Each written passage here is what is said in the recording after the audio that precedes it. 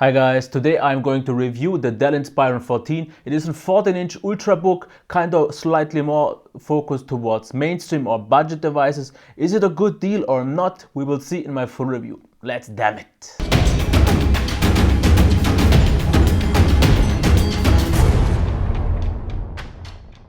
As always, let's start with the design and the build quality. And the first thing you can already see here, the device is completely made out of aluminum, and this makes it feel quite premium and really nice. But let's get around the ports first.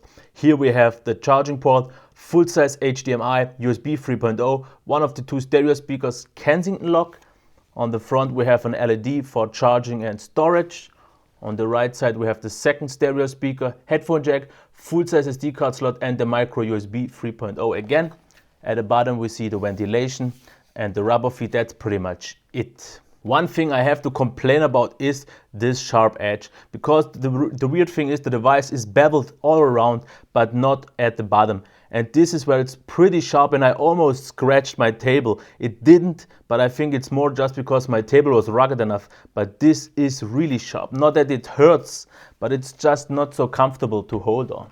Otherwise, in terms of design, like mentioned, we have all these nice beveled edges here, and these really feel nice, because when we talk about the keyboard real quick, I will zoom in. The good thing about the keyboard is you won't scratch your arm when you're resting it on it, and it feels pretty nice.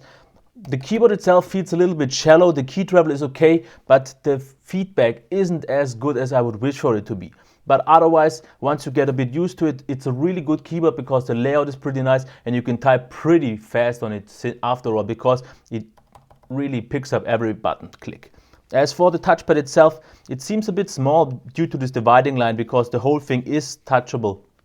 But for me, it just seemed as it is smaller, but it's after all okay. The good thing is the touch response is really nice, and it picks up multi-touch gestures better than any Dell touchpad I had so far. So the keyboard is not really on XPS level, but the touchpad is.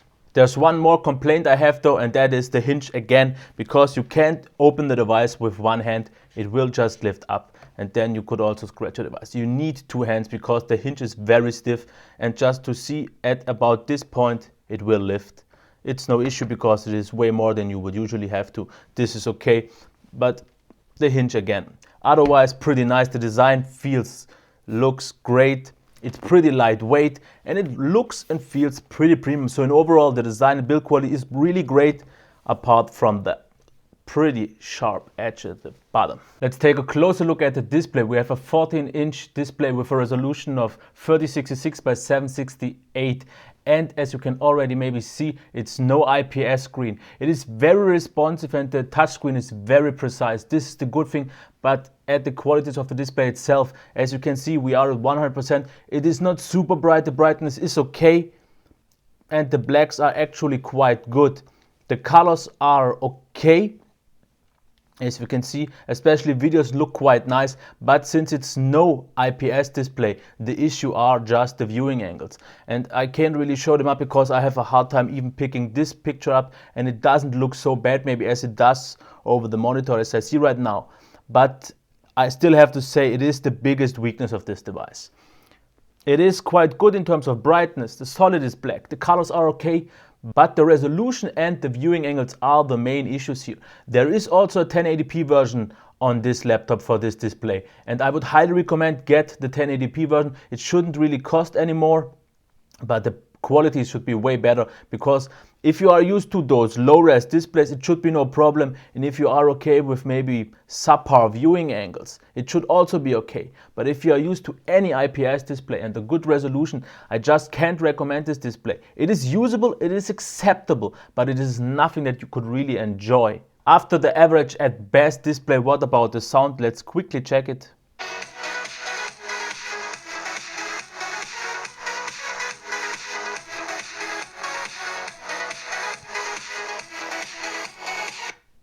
We are already at 100%, and this is already my biggest complaint here, the maximum volume.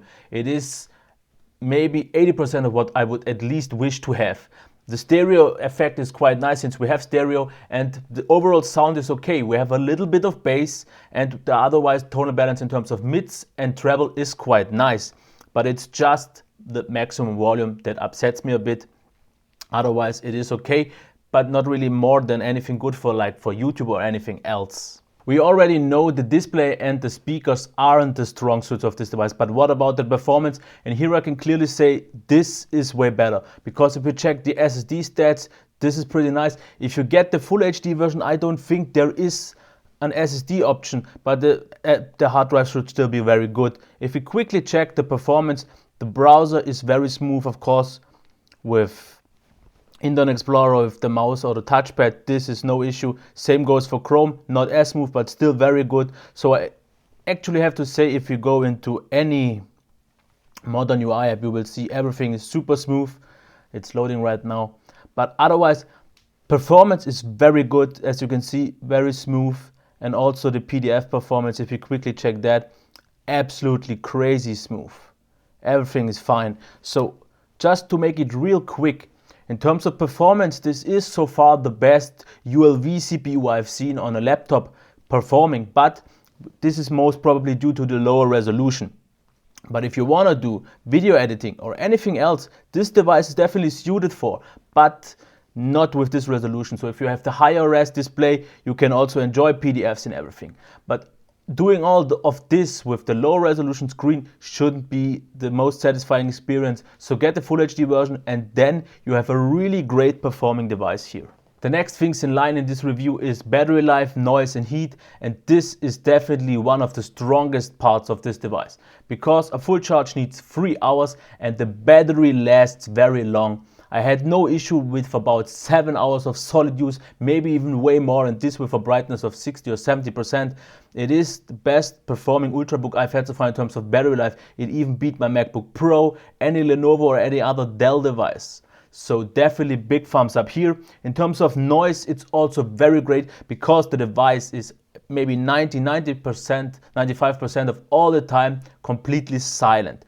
Only if you do heavy tasks, the fans kick in, but not even then really loud. They are noticeable and they get louder, of course, but they are very subtle, very pleasant to hear, so no problem at all. But like I said, in normal daily tasks, they won't ever kick in. This is another great thing. The heat also.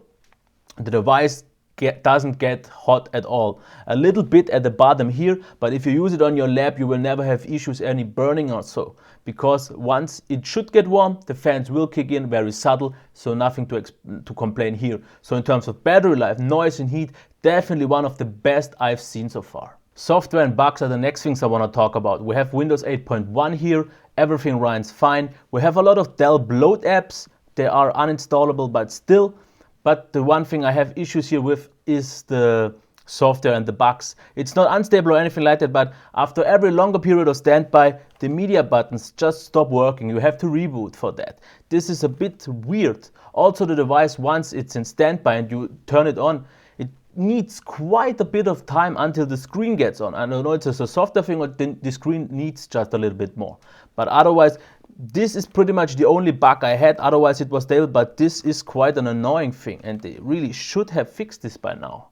Otherwise, pretty good in software. Let's draw the line here. What do we get with this device? In terms of build quality and design, it is really nice, besides maybe the sharper bottom. Otherwise, very nice materials. It feels very premium, lightweight and still very solid. The keyboard is also very good, slightly shallow, but still nice and fine to type with. The touchpad is one of Dell's better ones for sure, very precise, multi-touch gestures work quite fine. In terms of the display, of course, this is the biggest weakness here, because just of the low resolution and no IPS. So if definitely get the 1080p version, it should be way better in terms of everything. In terms of the speakers, the sound in overall is quite nice, but the maximum volume isn't just so high. But if you don't need that, if you have a Bluetooth speaker or anything else you could use and you don't need a really loud device, then it's okay. In terms of the software, it runs fine, it runs smooth, it runs stable, but we have the media button back here. Maybe it can be solved, just ask the support for this. Otherwise, in terms of performance, this device is really one of the best I've used so far in the mobile, in the ultra low voltage apartment. Because for an Ultrabook, it performs really snappy and a really good touch response on the touch screen, really fast, everything works like a breeze. So it's really one of the better performing, maybe even the best performing Ultrabook I've used so far, but maybe mostly due to the lower resolution. I can't say how well it would perform on the 1080p screen. In terms of battery life, noise and heat, also really strong suits of this device because the battery lasts almost forever. The device is very silent and it doesn't really get warm. So this is really great after all. But would I recommend this device now? And I have a bit of a hard time. Definitely, I can't really recommend the low-res version. If you are okay with low-res devices, and then it's fine with no IPS. But I would definitely, then go for the 1080p version. I don't know about the price differences, but if you want a really fast device that is lightweight and feels and looks very premium and solid, then I could. But would I buy it? And here I have to say definitely not, because for what you get, at least with this version, it is just a bit too pricey and doesn't deliver enough, mostly in terms of the display, because the display is my biggest gripe here. If you get a good deal and you get a 1080p version and you are good with the screen, then you get an overall very nicely designed and performing device after all. But as it is right now, I can't really recommend it to my fullest heart. So this is my conclusion for now. If you liked my review, please give me a thumbs up, share this video and subscribe to my channel. Until next time, bye.